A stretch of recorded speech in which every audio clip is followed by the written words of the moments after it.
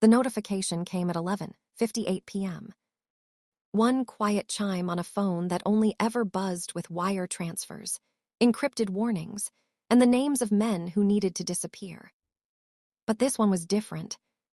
Unknown number. He's killing my sister. Please, I don't know who else to text. William Crane read it twice, then a third time. His first instinct was to close it. Wrong number, not his problem. He had not become the most feared man in this city by making other people's problems his own. Then the second message arrived. I'm 9. I'm hiding under the bed. Please don't ignore me. William went completely still. In 23 years, he had never gone still. He had faced loaded guns without blinking. He had sat across from men who wanted him dead and ordered his coffee without his hand trembling. But 9 words from a child, he had never met 9 words typed with shaking, desperate little fingers, did what no weapon had ever managed to do. They cracked something open inside him. He typed back 2 words. Stay hidden. Then he stood up, picked up his keys, and walked out the door without a word to his men. Boss, where are you? He didn't answer. Because something about that little girl's message reached past every wall he had built, past every version of himself he had buried, and touched the one memory he had spent 2 decades trying to destroy. A memory of another little girl. A memory of a night he was too late. A memory he has never told a single soul. As his car tore through rain-slicked streets, his phone lit up one more time. She's not moving anymore. Please hurry. William pressed the accelerator to the floor. The city blurred past him in streaks of neon and wet light. And by the time he reached that quiet, dark house on the edge of the city, the man who walked through that door was not a mafia boss. He was something far more dangerous. He was a man with nothing left to lose and everything left to prove. What he found inside that house will stay with you long after this story ends. Before we go any further, if you are new here, subscribe right now. I mean it. Because the moment this story reaches chapter 5, you are going to want to have followed this channel yesterday. Hit that bell, turn on every notification, and drop in the comments, what city are you watching from? I want to know who's here for this one. Now, let's begin. William Crane had not always been William Crane. But the man he used to be, the boy he used to be, that was a story he had sealed in concrete and dropped to the bottom of a very deep river a long time ago. To the world that feared him, he was architecture. He was the invisible structure beneath the city's criminal empire, the silent agreement that kept the wrong people alive and the right people buried. His reputation was not built on violence alone. It was built on precision. The understanding that every action he took was measured, calculated, and utterly without sentiment. He wore black. He wore expensive watches. He sat in rooms where other men stood. And he had not, in 23 years, done a single thing that was not in his own interest. Until tonight. His GPS said 9 minutes to the address. The rain said otherwise. Another message lit his screen where it sat on the passenger seat. I can hear her crying. I think she's hurt bad. William's jaw tightened. His knuckles went white on the wheel. He was not supposed to feel this. He had engineered himself not to feel this. He had built every piece of his life like a fortress, specifically designed to keep exactly this kind of thing, this helpless, clawing, chest-crushing thing, from ever getting in. But there it was. Because somewhere in the architecture of that little girl's desperation, in the shaking syntax of her texts, in the way she typed please like it was the last word she had left, he heard something he recognized. He heard himself. 30 years ago, another apartment, another night. Another little girl who needed her big brother to get there in time. William, please hurry. He slammed the memory shut like a vault door. Not now. Not now. He had 7 minutes. A child had 7 minutes. And William Crane, the man who had never once in his adult life moved for anyone who could not pay him, pressed that accelerator like his own soul depended on it. Maybe it did.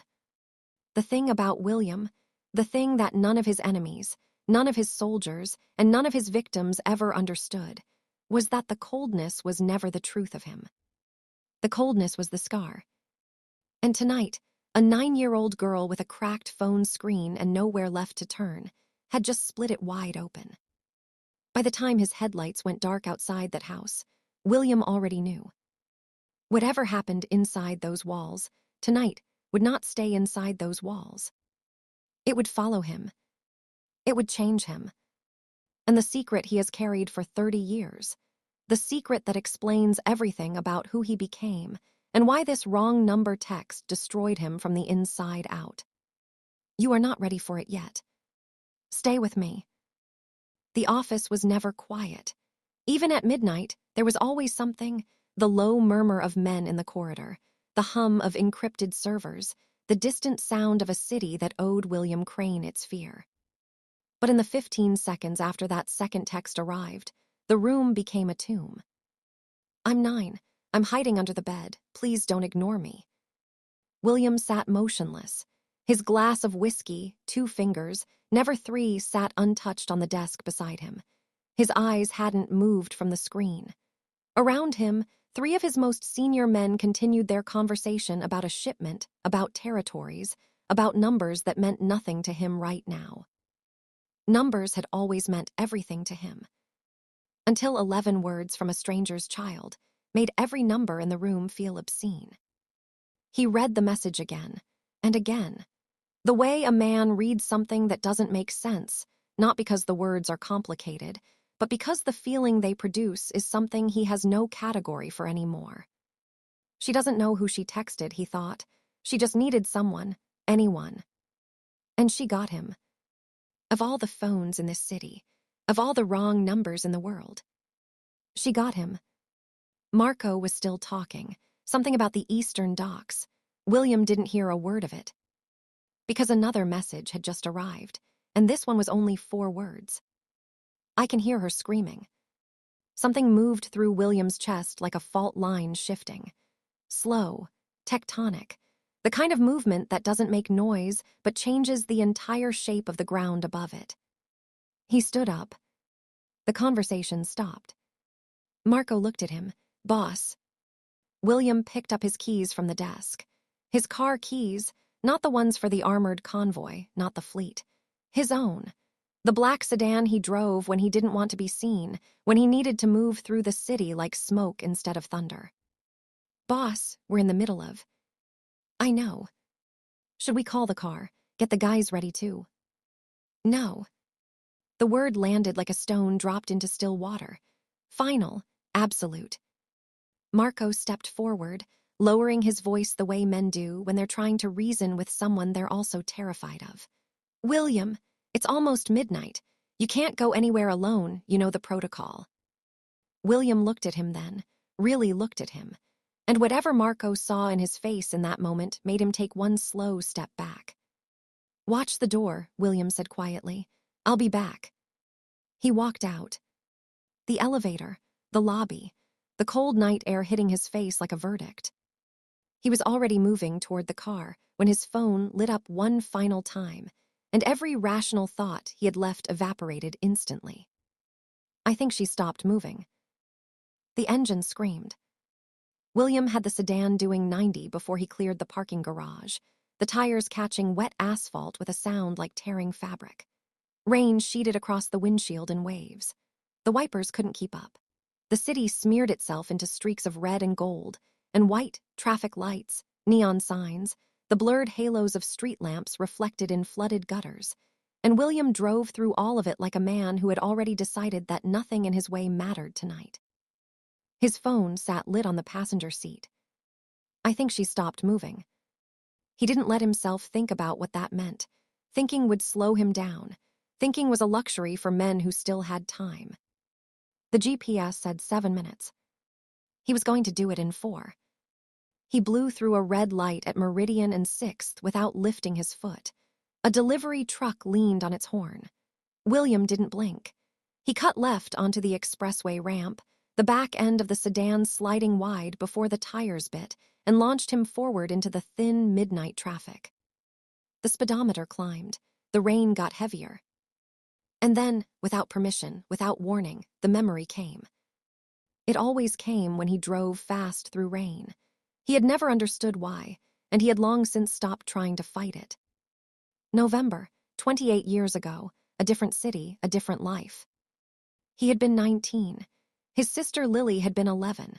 Their mother worked nights, which meant William was the lock on the door, the voice that said everything is fine, the presence that made a small apartment feel safe. Except the one night he left. One night, 1 hour. A friend needed help 2 streets over and Lily was asleep, and he told himself he'd be back before she even stirred. He was. When he came back, the door was open. The lights were off, and Lily, small, trusting, unguarded Lily, was gone, taken by the kind of man who waits for exactly that kind of moment, that single careless hour when the person responsible looks away. They found her 3 days later. She survived, but the girl who came back was not the girl who had been taken. Something behind her eyes had been extinguished, quietly and permanently, like a candle cupped by a cold hand. William became William shortly after that. He buried Michael Rodriguez in an unmarked place and built something harder in his bones, something that would never look away again. But the guilt had never left. It had just learned to be silent. Until tonight, when a 9-year-old girl reached through 28 years of silence and grabbed it with both hands. His phone buzzed. One new message from the unknown number. He glanced down, just 1 second, one fraction of a second, and what he read made him nearly lose control of the car entirely. Clara had stopped counting the sounds. At first she had tried to make sense of them, the crash of something heavy, the scrape of furniture across the floor, her sister's voice cutting high and sharp before dropping into something worse. Silence was worse. Clara had learned that tonight. Silence meant things she didn't have words for yet. She was 9 years old and she was pressed into the gap between her bed and the wall, her knees pulled to her chest, her phone face down against her stomach so the light wouldn't show under the door. The man had come 40 minutes ago. She knew his name. She had heard Vanessa say it in that careful, quiet voice she used when she was trying not to make things worse. Danny, please. Danny, stop. Clara had heard that name before, always attached to a feeling in the apartment like weather. Like the air before a storm when everything goes yellow and still. Tonight the storm had come inside. She had watched through the crack in her bedroom door for exactly 3 seconds before Vanessa's eyes found hers across the hallway and screamed at her without making a sound. Go! Hide! Don't come out. So Clara hid. And she did the only thing she could think to do. She opened her phone, and she typed a number wrong in the dark with shaking fingers, and she sent her terror into the world and prayed something human would catch it. Something had. She read his last message again, lips moving silently. Stay hidden. 2 words. No explanation, no name, nothing to tell her who he was or why he answered or whether he was real. But he had answered. That was the only thing that mattered. Someone had answered. A door slammed down the hallway. Clara stopped breathing. Footsteps heavy, uneven, moving closer. She pressed herself further into the wall until the baseboard cut into her spine, and she typed with both thumbs, fast and desperate. He's coming toward my room. Please, please, please. The response came in 11 seconds. 2 minutes away. Do not open that door for anyone. Anyone, do you understand me? She typed back, yes. Then the footsteps stopped directly outside her door. The handle moved. Clara shoved her fist into her mouth and bit down hard. Her whole body was shaking so violently that her phone screen blurred. She watched the handle. It dipped, held, dipped again like someone testing it, deciding. Then his voice came through the wood, low, conversational, which was somehow the most terrifying thing she had ever heard. Clara, I know you're in there, sweetheart. Her blood went to ice. She looked down at her phone and typed the only word she had left. Hurry. And somewhere in the dark, wet city outside her window, she heard it faint, then sudden, then unmistakable. The sound of tires. He killed the headlights half a block out. The sedan rolled to a silent stop against the curb, and William was out of the door before the engine finished ticking, moving through the rain with the kind of stillness that can only be learned.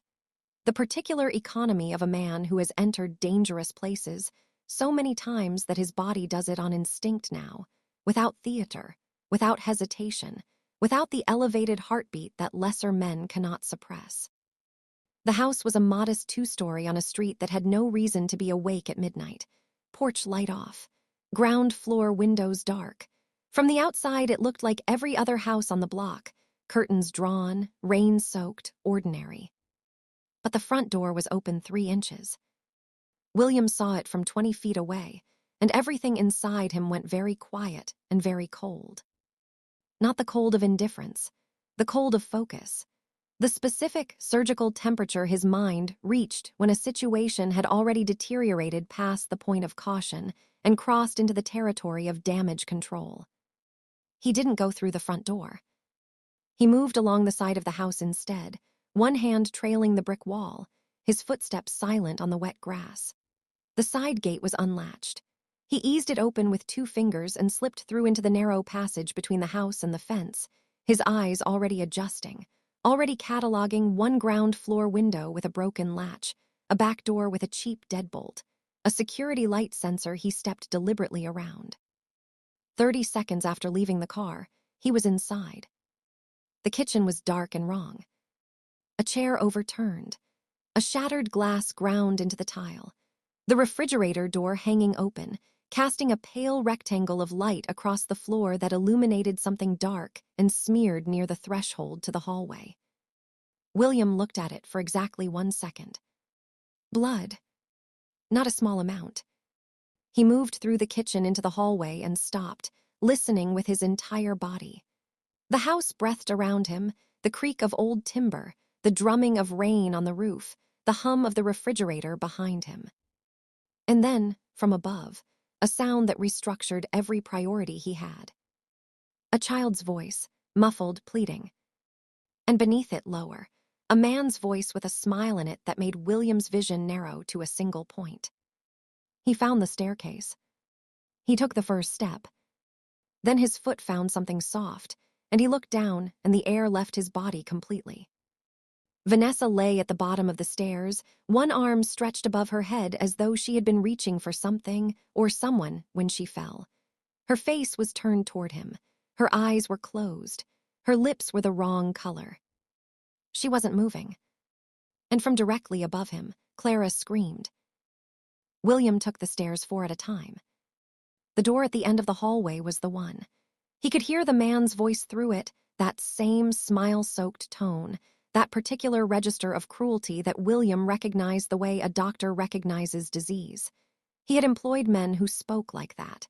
He had, on 2 occasions, buried them. He didn't knock. The door came off its upper hinge with one precise strike, and William was through it before the sound finished echoing. And what he saw in the next 2 seconds, he filed away in the part of his mind, reserved for things that must be acted on before they can be felt. Danny was standing over Clara's bed, not touching her, not yet, but positioned with the lazy confidence of a man who believed he had all the time in the world. He was broad. He was drunk. And he turned toward the door with an expression of pure disbelief that someone had dared.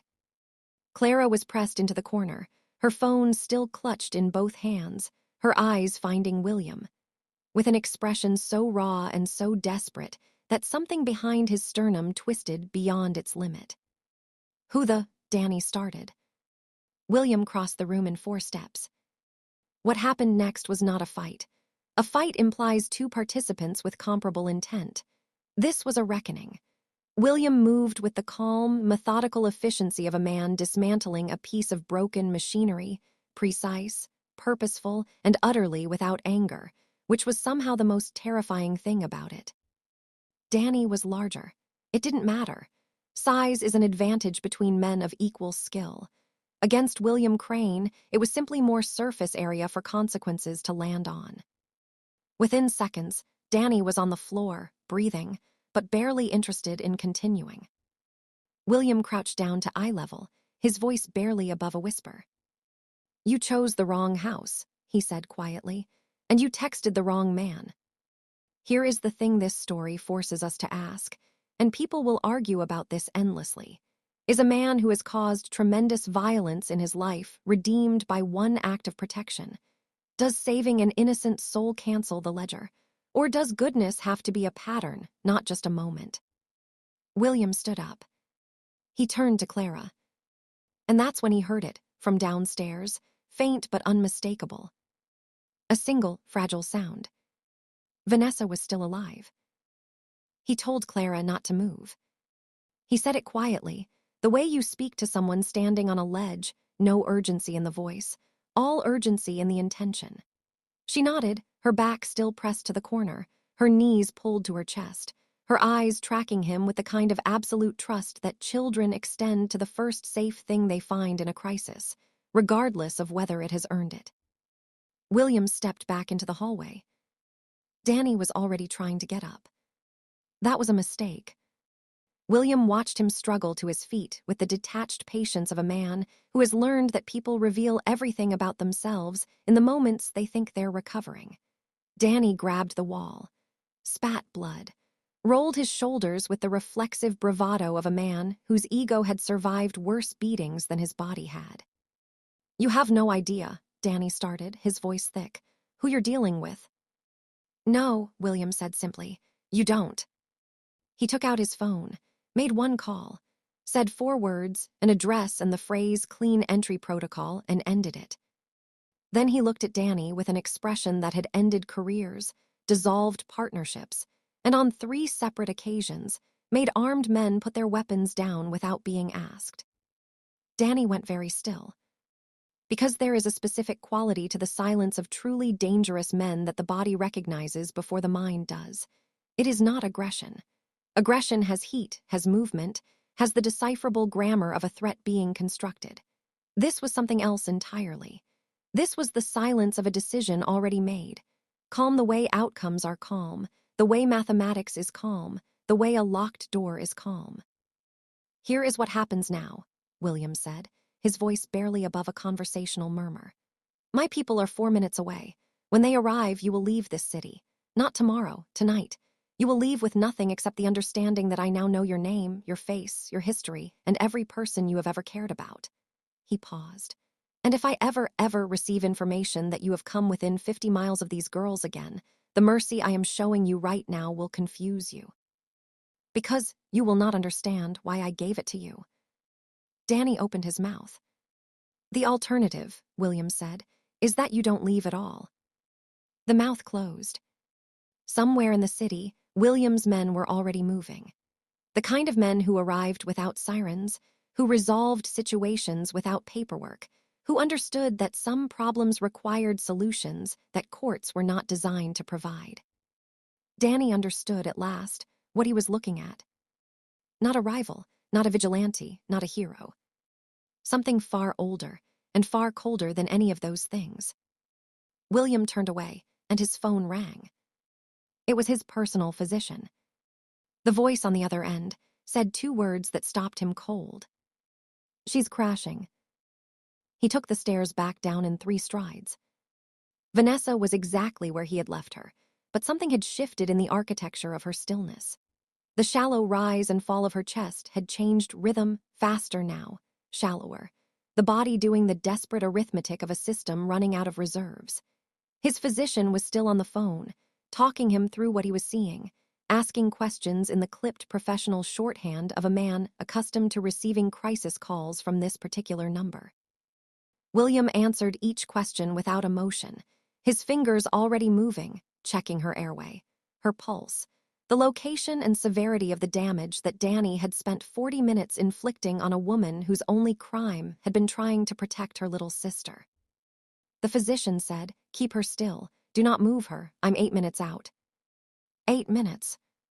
William had spent the last 3 hours operating on seconds. 8 minutes felt like a sentence.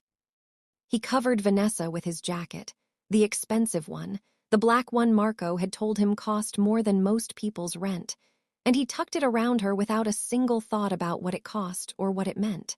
Then he stood, and he looked up the stairs, and he remembered. Clara. He had told her not to move. She hadn't. He found her exactly where he'd left her, still in the corner of her bedroom, still holding her phone with both hands, still wearing the expression of a child who has been so frightened for so long that the fear has become structural, load-bearing, the thing holding her together rather than tearing her apart. She looked at him when he appeared in the doorway. Neither of them spoke for a moment. He understood suddenly, a stranger. A large, intimidating stranger who had appeared in her home in the middle of the night and dismantled a man in front of her. He had no framework for this moment, no protocol, no precedent in his entire adult life for what was required of him right now. He crossed the room slowly. He lowered himself to one knee so his eyes were level with hers. "Clara," he said. Her chin trembled. "Is Vanessa?" "She's breathing," he said immediately, firmly. "A doctor is coming, she is going to be okay." The trembling got worse before it got better. And then, without warning, without preamble, with the devastating simplicity of a child who has been holding herself together for as long as she possibly could, Clara came apart entirely. She fell forward into his chest and sobbed with her whole body. William went rigid for exactly 1 second. Then something older than his empire, older than William Crane, older than every version of himself he had ever constructed, reached up through 30 years of concrete and put both arms around her. "You're safe," he said quietly into her hair. "I've got you." He felt her small fingers grip the back of his shirt. And that was the precise moment his phone lit up with a message from his physician that made his blood turn to ice water. "I need you outside. Right now, she's not responding."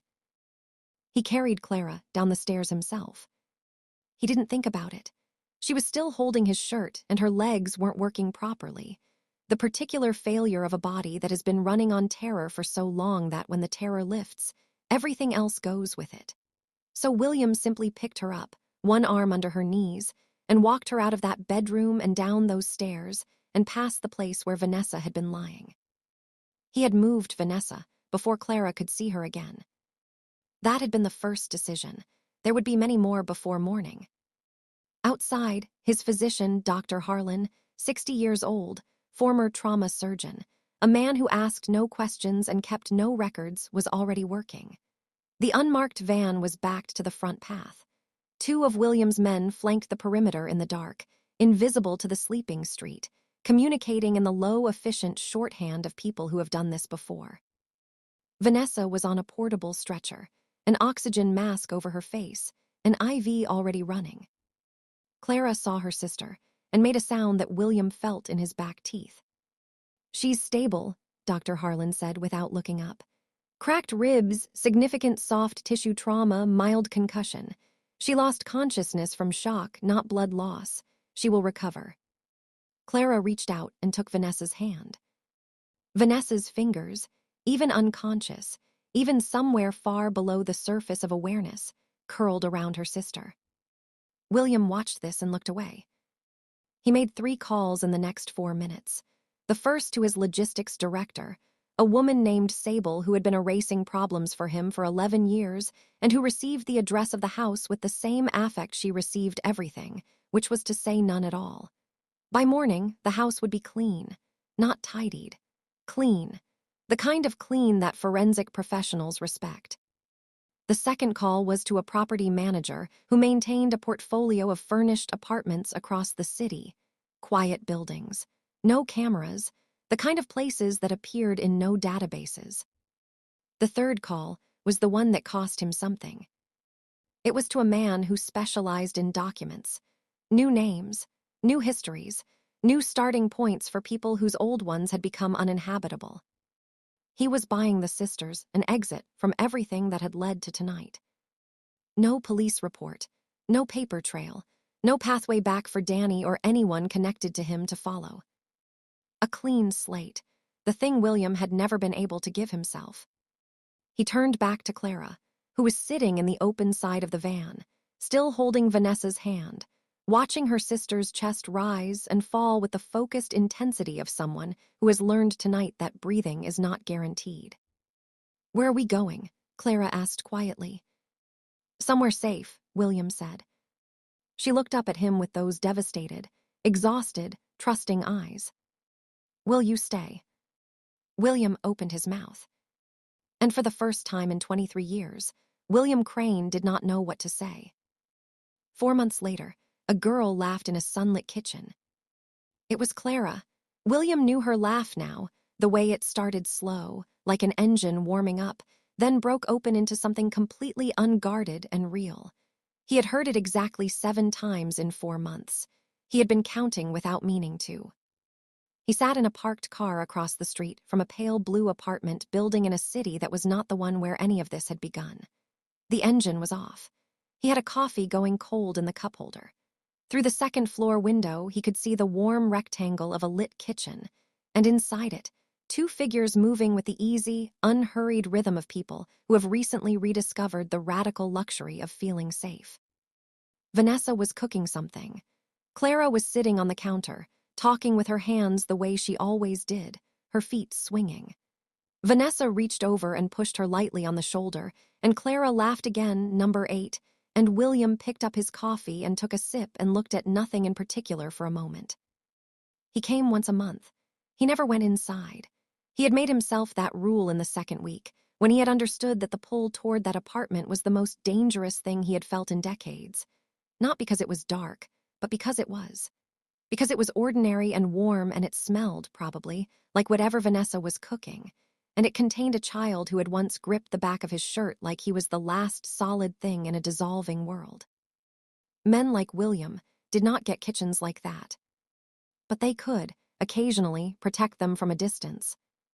He had received word 3 weeks ago that Danny had relocated, far, permanently, with the comprehensive understanding of consequences that William's people were so skilled at communicating. He had received word 2 weeks ago that the documents were holding, that the new names were clean, that no thread from the old life remained to be pulled. The sisters were, by every measure he could apply, free. He was about to start the car when the second-floor window moved. Clara appeared in the frame.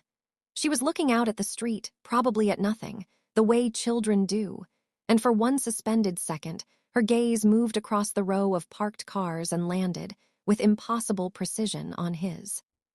She couldn't see him.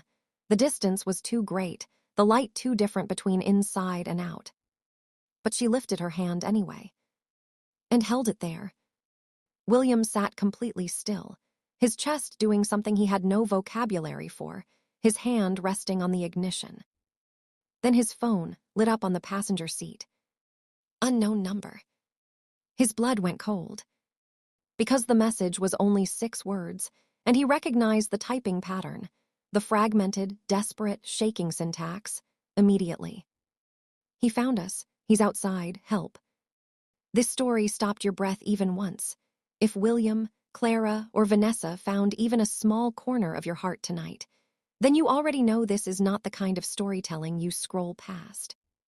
This is the kind you come back for. Subscribe right now. Not later. Not after the next chapter. Now. Because what just happened in that final message changes everything we thought we knew about this story, and the people who are subscribed will be the first to find out what William does next. Hit that bell. Turn on every notification.